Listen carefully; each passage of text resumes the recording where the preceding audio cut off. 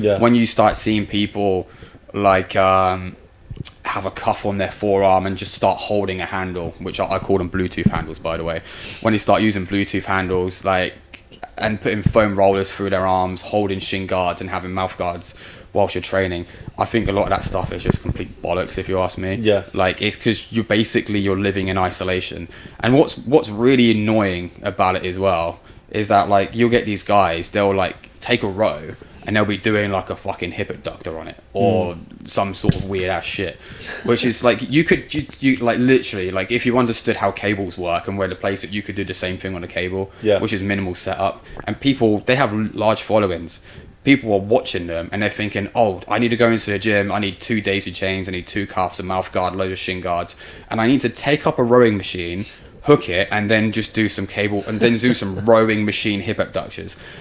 It's fucking bullshit. I think if you see someone do something that looks weird like that and they tell you this is the thing you have to do, that's when it's bullshit. Yes. If they say, which they won't, because it won't get views, if they say you can try this is one way of doing it, then obviously you may want to look into it and have a go of it. But like, it's when people are super confident and arrogant about a certain way of training, just like the diets out there, carnivore is better than this, blah blah blah blah. That's blah. it. It's like just bullshit, man.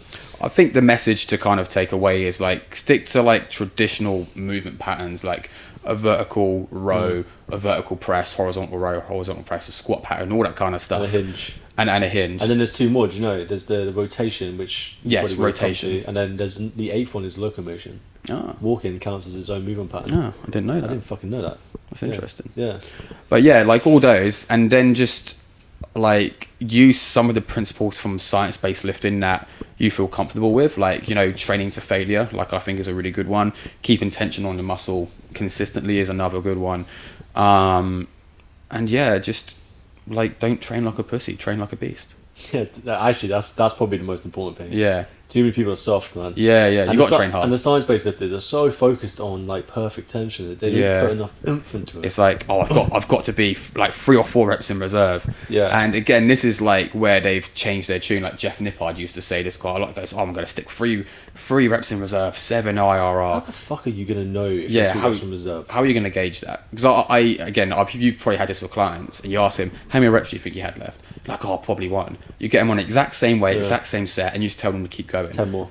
Literally 10 more. Like, literally. Like, do you know what? That people are nowhere near training hard enough. And I think that's them probably, like, take exercise science away, or, like, science-based lifting away. That's probably the most important thing you can focus on. I do this with clients. I call it the little triangle, right? At the bottom's form, which is the range of motion, the way you control the movement, etc. That's the most important. The next layer is time and attention, making sure there's actually time and attention going through the movement. If you tick those both off, then you need to up the weight. Yeah. If you up the weight and the form breaks down, then you need to go back down or fix the form.